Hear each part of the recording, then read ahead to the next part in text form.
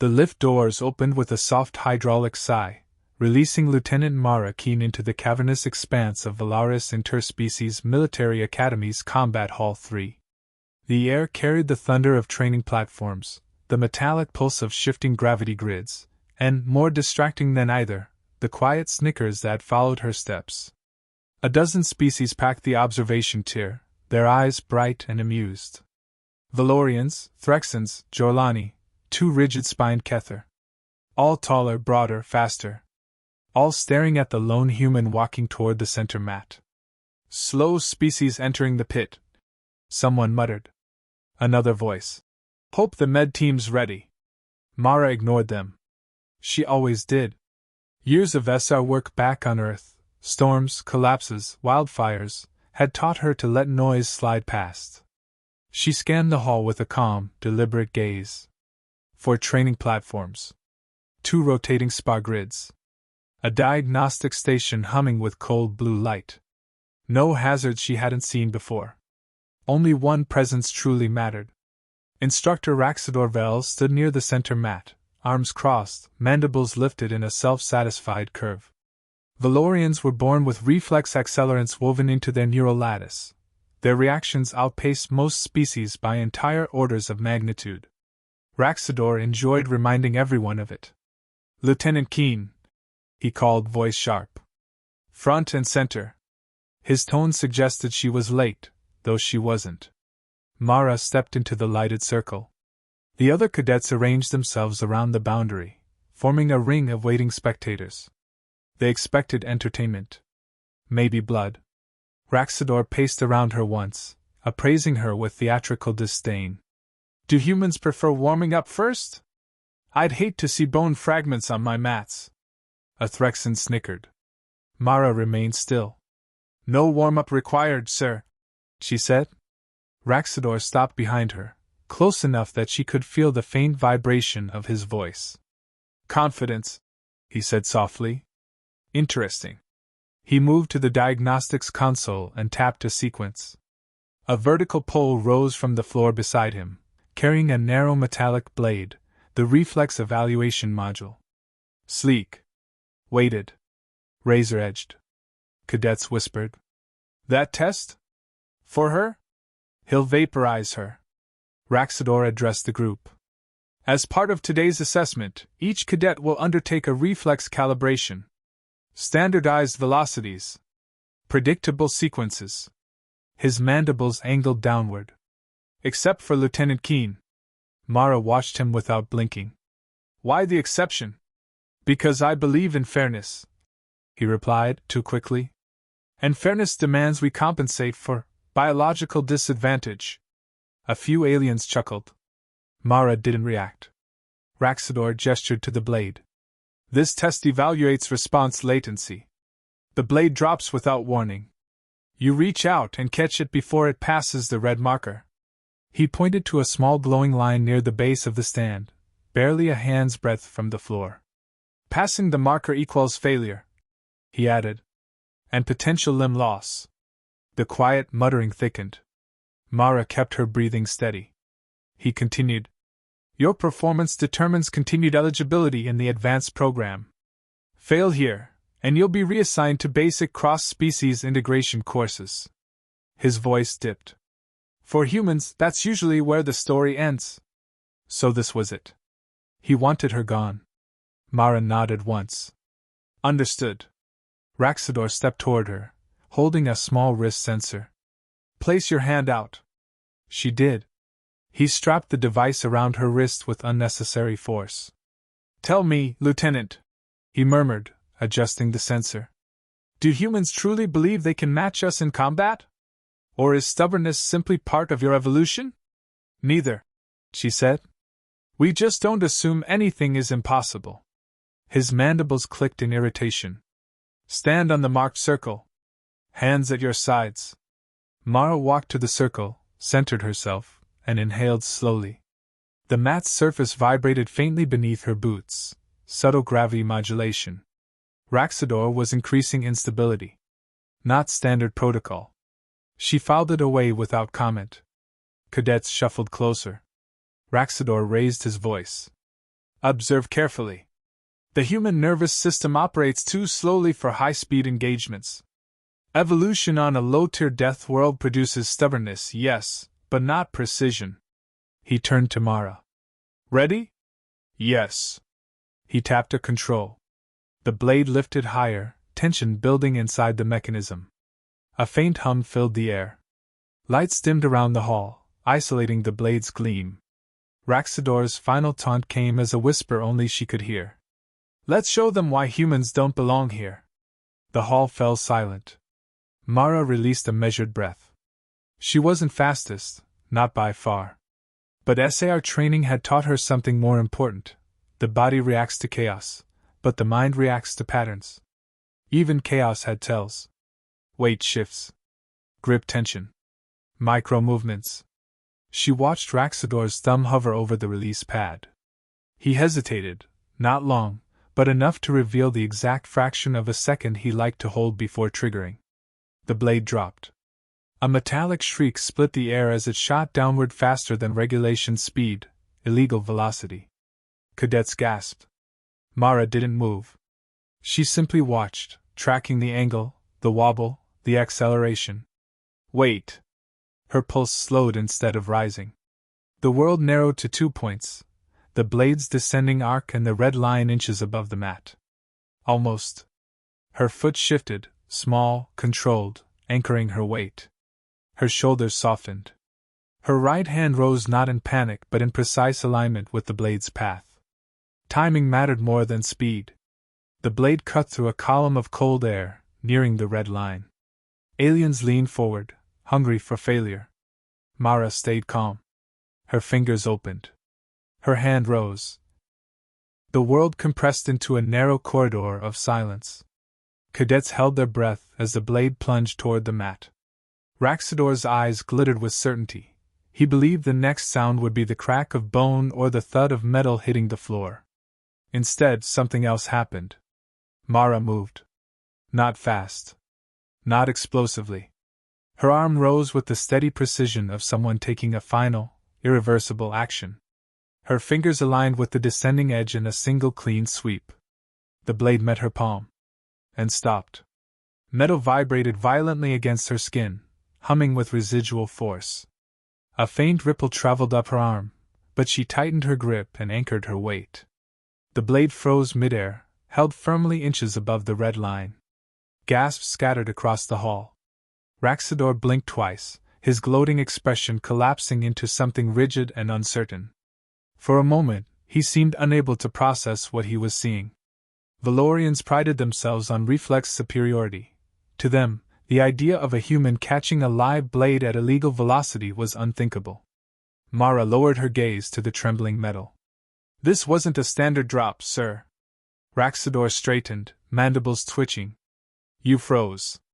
You couldn't have reacted. I didn't react, she replied, her voice calm. I anticipated. She lifted the blade slightly, letting the overhead lights slide along its surface. You hesitated before releasing it. Same pattern as the last 3 trials you performed today. A murmur spread among the cadets. Raxidor stepped closer, his voice sharp. Coincidence? No. Habit. She loosened her grip and set the blade on its stand. You pause for the same fraction of a second every time. His mandibles flattened in irritation.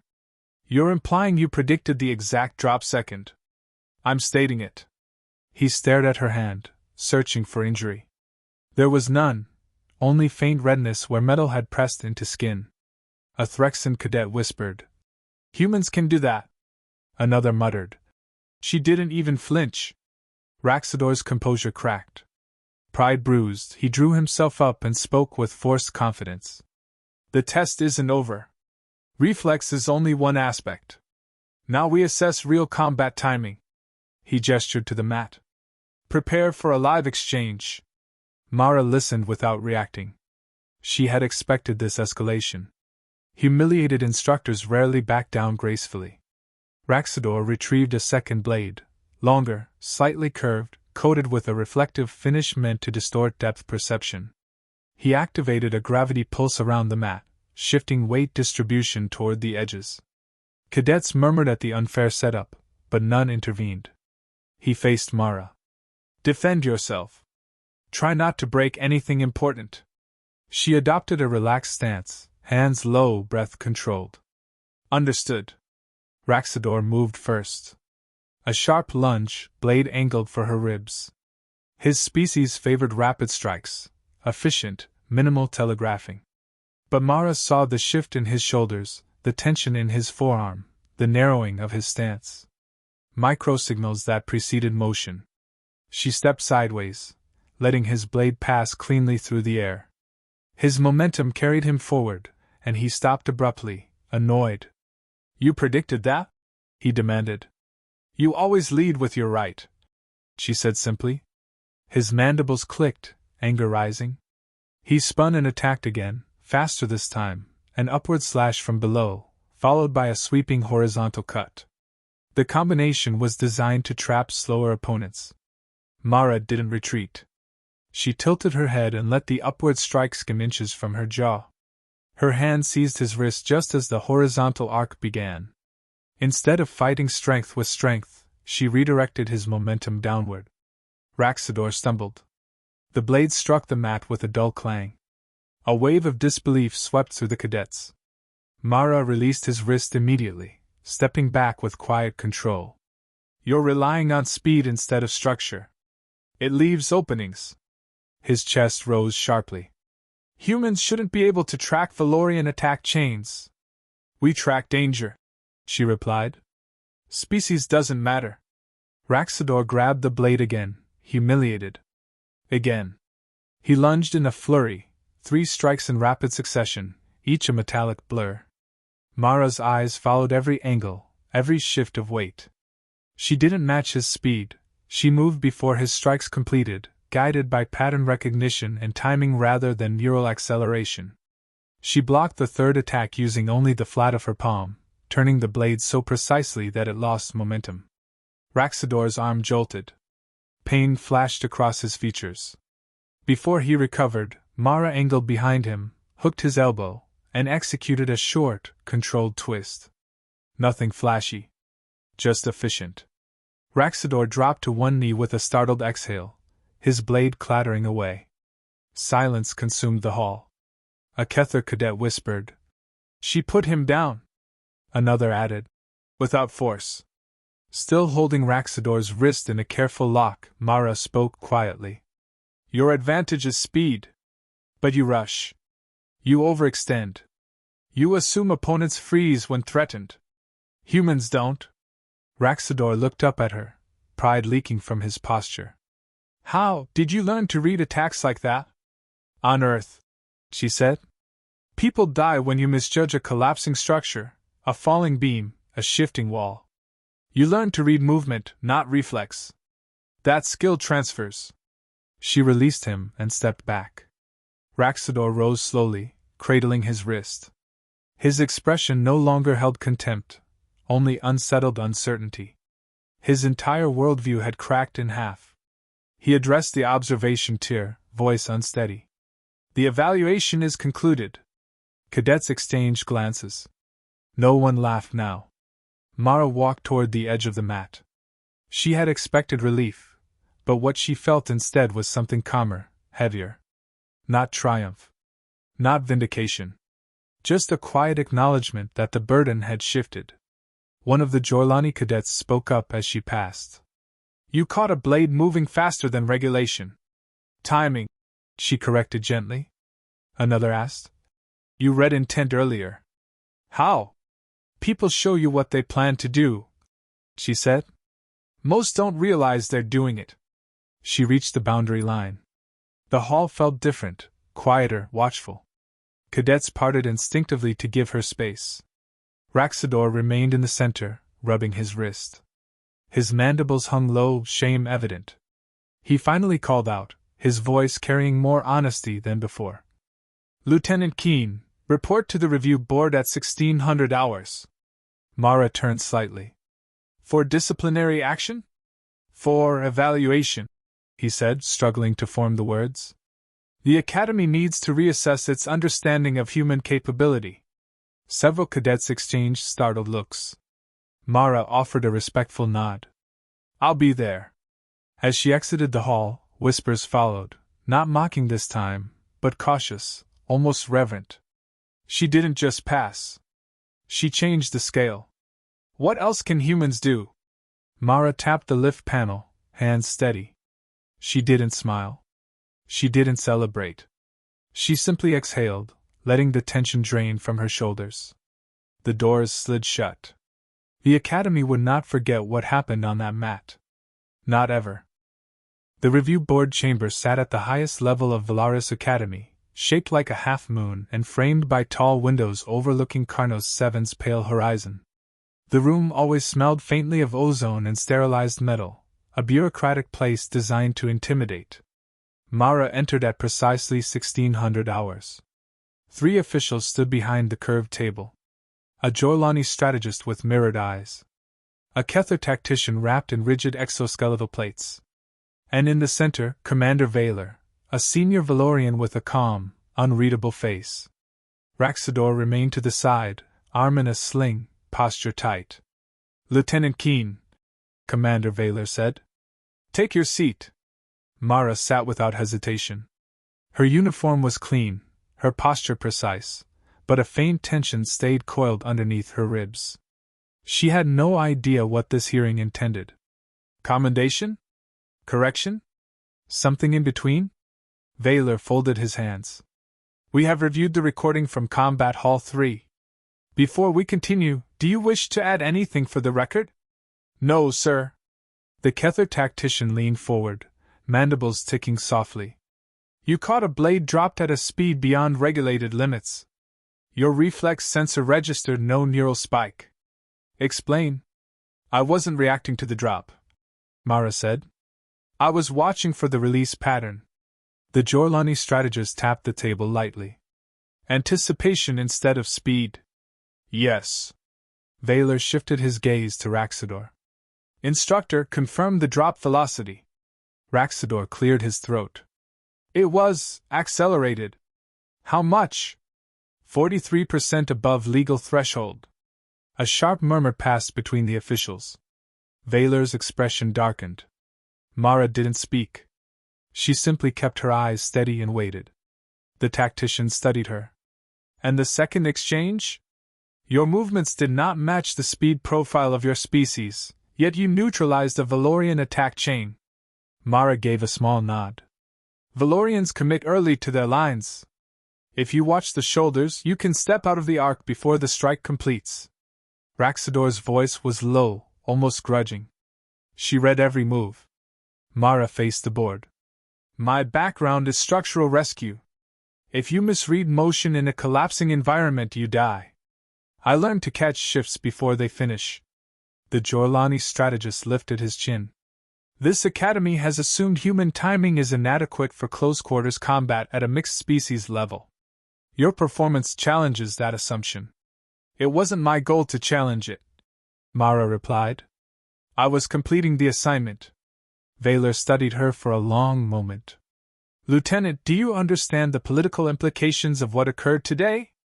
Yes, she said, though she disliked politics. The commander continued. Velaris Academy trains future Concord officers. Species reputation matters. Many believe humans lack technical advantage. Your performance will disrupt that belief. Raxador shifted uneasily, avoiding her eyes. The Kether tactician spoke again. You weren't chosen for this program by accident, were you? No, sir, Mara answered. Humans have been requesting fair integration for decades. Someone finally let one of us through. Valer exhaled slowly. Effective immediately, your file will be reclassified. Your training trajectory will shift. You will undergo advanced comparative combat evaluation across 6 species groups. Mara absorbed the information without flinching. Understood. The Jorlani strategist leaned back. One more question. During the exchange, you said something to Instructor Vel about reading intent. Clarify. I meant what I said, Mara replied. Attackers show their decisions before they act. Breathing, wait, hesitation. If you learn to see it, you don't need to be fast. You just need to be right. Raxador lowered his gaze at that. Valer nodded. We will update the Academy's training protocols based on today's recording. Lieutenant Keene, you may go. Mara stood. Thank you, sir. As she exited the chamber, she didn't look back.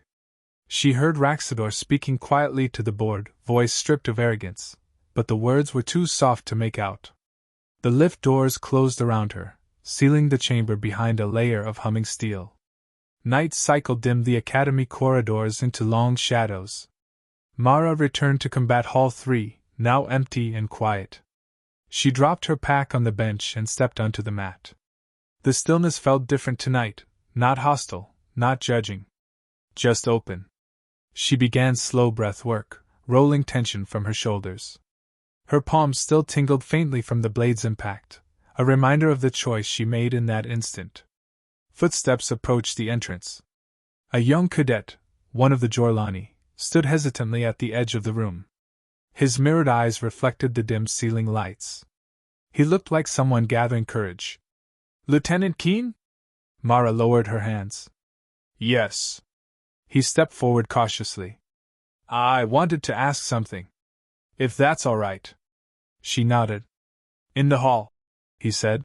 You moved before the instructor completed his attacks. It looked like you were responding to something invisible. Were you tracking signals the rest of us missed? Mara considered the question. Not invisible. Just subtle. She tapped the mat lightly with her foot. Every strike starts somewhere else, hips, feet, posture. You don't look at the weapon. You look at the person. The cadet hesitated. Could someone like me learn that? Anyone can, Mara said. If they stop relying on reflex speed alone. The cadet's eyes brightened at the possibility. Would you teach me? Mara paused, not because she was unsure, but because the request carried weight. If she taught one, others would follow. A single demonstration today had already shifted how the Academy viewed her species. She answered simply. Come back tomorrow at first cycle. He bowed respectfully and left. Mara returned to her stance, settling into the quiet. The Academy had spent generations labeling humans as slow, fragile, outdated.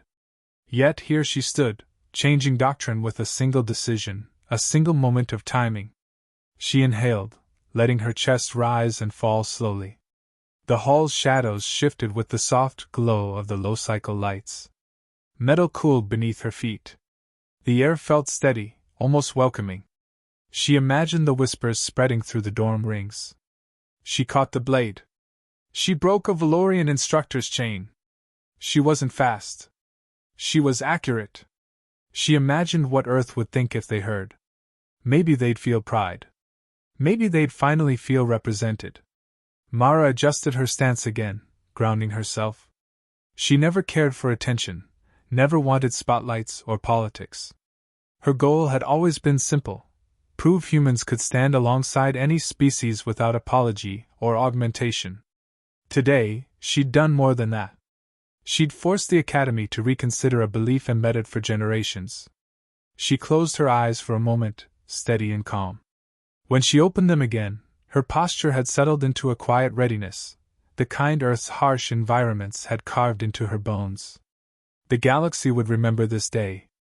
And tomorrow, she would start teaching others why humans were never truly slow.